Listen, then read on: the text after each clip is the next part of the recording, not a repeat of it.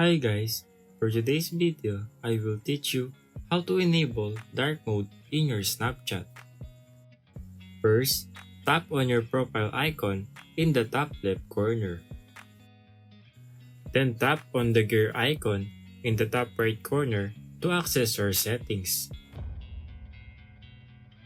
Scroll down until you see the app appearance options, then tap on it.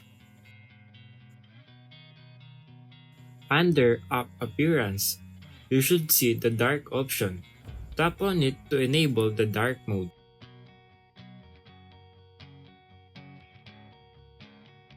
Then that's it. That's how you enable your dark mode in Snapchat. Thank you guys for watching this video and see you on my next tutorials.